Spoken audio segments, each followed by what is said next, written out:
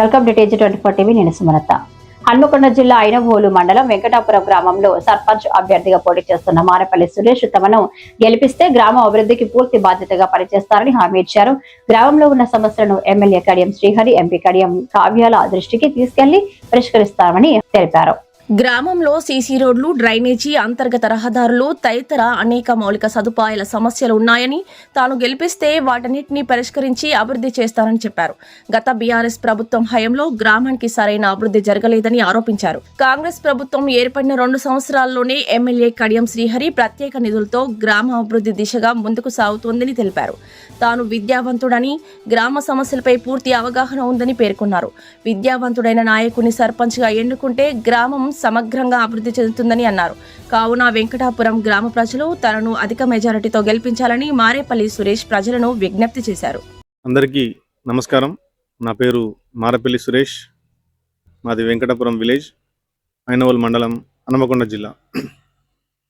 నేను కాంగ్రెస్ పార్టీ బలపరిచిన సర్పంచ్ అభ్యర్థిగా ఈరోజు నిల్చోవడం జరిగింది. పెద్దలు కడియం శ్రీహరి గారి సహకారంతో, ఆశీర్వాదంతో, కట్ట మనోజర్ రెడ్డి గారి సహకారంతో ఈరోజు కాంగ్రెస్ పార్టీ అభ్యర్థిగా నేను బరిలో నిల్చోవడం జరిగింది. నేను గత 2 పర్యాలు వార్డు మెంబర్గా ఈ గ్రామానికి సేవ చేయడం జరిగింది. చదువుకున్నా కాబట్టి ప్రతి ఒక్క పనిలో, గ్రామ అభివృద్ధిలో నా వంతు సహకారం ఉన్నది అని చెప్పేసి మీ అందరికీ తెలియపరుస్తా ఉన్నా. నేను నాకున్న అనుభవంతో ఈ గ్రామాన్ని అన్ని విధాల అభివృద్ధి పదంలో నడిపించడానికి కృషి చేస్తానని చెప్పేసి తెలియపరుస్తా ఉన్నా. నేను ఈ యొక్క వెంకటాపురం గ్రామంలో ఏవైతే పనులు జరిగాయో ఆ యొక్క పనులన్నింటిలో నా యొక్క కృషి ఉన్నదని చెప్పేసి తెలియపరుస్తా ఉన్నాను. మరియు నన్ను సర్పంచ్గా గెలిపిస్తే ఈ గ్రామాన్ని మరింత అభివృద్ధి పదంలో నడిపించడానికి పెద్దలు కడియం శ్రీహరి గారి సహకారంతో, ఆశీర్వాదంతో ఈ యొక్క గ్రామాన్ని అన్ని విధాలుగా అభివృద్ధి చేసి చూపిస్తానని మీ అందరికీ తెలియపరుస్తా ఉన్నాను. ఈ యొక్క గ్రామంలో కొన్ని సమస్యలు, చాలా మటుకు సమస్యలు కూడా ఉన్నాయి. ఒకటి, ఎస్సీ కాలనీ నుండి బొందలగడ్డ అని అంటారు, శ్మశాన వాటికి వరకు ఒక సీసీ రోడ్డు నిర్మాణం జరగాల్సి ఉన్నది.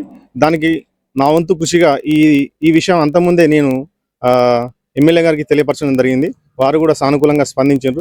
నేను సర్పంచ్ అయిన వెంటనే మొదటిగా చేసే పని ఆ యొక్క పని అని చెప్పేసి మీ అందరికీ తెలియపరుస్తా ఉన్నాం.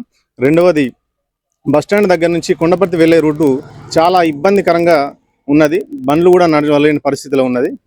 ఆ యొక్క రోడ్డును కూడా సార్ గారి దృష్టికి తీసుకువెళ్తే దాన్ని కూడా శాంక్షన్ చేస్తా అని చెప్పేసి అని అన్నారు.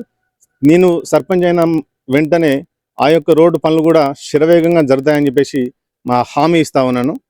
ఆ యొక్క రోడ్డుకు నా సొంత నిధులతో కూడా గుంతలు పూడ్చే కార్యక్రమం కూడా చేపట్టడం జరిగింది. కాబట్టి ఒక విద్యావంతుని ఎన్నుకోవాలి, ఒక అనుభవజ్ఞని ఎన్నుకోవాలని చెప్పేసి కోరుతా ఉన్నాను. అదేవిధంగా కాంగ్రెస్ పార్టీ అంటేనే ఒక అభివృద్ధి పరిచే పార్టీగా మీ అందరికీ తెలియపరుస్తా ఉన్నాను. పెద్దలు కడియం శ్రీహరి గారి ఆశీర్వాదంతోనే ఈ యొక్క గ్రామం అన్ని విధాల అభివృద్ధి చెందింది. మరియు వారి ఆశీస్సులతో ఈ గ్రామం అభివృద్ధి చెందుతుంది అని చెప్పేసి నేను మాట ఇస్తా ఉన్నాను. కాబట్టి చదువుకున్న వాడికి ఓటు వేయండి, అనుభవం ఉన్న వాడికి ఓటేయండి, కాంగ్రెస్ పార్టీకి ఓటు వేసి నన్ను గెలిపించాలని చెప్పేసి మనస్ఫూర్తిగా కోరుకుంటున్నాను. నమస్కారం. ఇంతకుముందు ఫింక్షన్స్ ఏవైతే ఉన్నాయో కాంగ్రెస్ గవర్నమెంట్ నుంచి వచ్చిన ఫింక్షన్స్ ఉన్నాయి. కొత్తగా వాళ్ళు ఇచ్చింది అరకొర మాత్రమే. ఇప్పుడు కాంగ్రెస్ గవర్నమెంట్ వచ్చిన తర్వాతనే ఫింక్షన్స్ పెంచడం జరిగింది. చాలా మటుకు మా యొక్క గ్రామంలో దాదాపు ఇప్పుడు అంతకుముందు 500, 400 ఉన్న ఫింక్షన్లు 1000 ఫింక్షన్లుగా సార్ శాంక్షన్ చేయడం జరిగింది. 1000 మందికి, దాదాపు 1000 మందికి ఈ యొక్క ఫింక్షన్ల ద్వారా లబ్ధి పొందుతూ ఉన్నారు. అదేవిధంగా కొన్ని రోడ్లు అంతకుముందు వేయలేదు. కాంగ్రెస్ పార్టీ హయాంలోనే చాలా రోడ్ల వరకు వేసిందని చెప్పేసి తెలియపరుస్తా ఉన్నాను. అంతకుముందు బీఆర్ఎస్ ప్రభుత్వం ఉన్నప్పుడు రేషన్ కార్డులు ఇవ్వకపోతూ ఉండే. రేషన్ కార్డుల కోసం ప్రతి ఒక్క వ్యక్తి ఎంఆర్ ఆఫీస్ చుట్టూ తిరుగుతూ ఉండేది. కానీ కాంగ్రెస్ పార్టీ అధికారం చేపట్టిన వెంటనే 2 సంవత్సరాల కాలంలోనే చాలా మందికి రేషన్ కార్డులు ఇవ్వడం జరిగింది. కొత్త రేషన్ కార్డులు మంజూరు చేయించడం జరిగింది.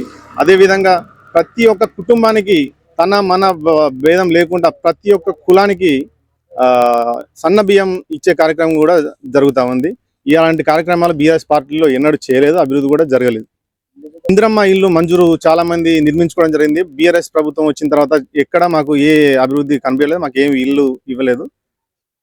కాంగ్రెస్ గవర్నమెంట్ వచ్చిన వెంటనే పెద్దలు కడియం శ్రీహరి గారు మా యొక్క మేజర్ గ్రామ పంచాయతీ కాబట్టి 54 ఇండ్లు మంజూరు చేయించడం జరిగింది. అదేవిధంగా రెండో విడత కూడా ఇంకో 50 ఇండ్లు కూడా ఇస్తా అని చెప్పేసి అనడం జరిగింది. మా యొక్క కాంగ్రెస్ ప్రభుత్వంలోనే ఇట్లాంటి అభివృద్ధి కార్యక్రమాలు జరుగుతూ ఉన్నాయి. మీరందరూ నన్ను ఆశీర్వదించి గెలిపిస్తే ఇంకా ఈ యొక్క గ్రామాన్ని నాకున్న అనుభవంతో నేను ముందుకు తీసుకెళ్తానని చెప్పేసి అందరికీ మనవి చేస్తా ఉన్నాను.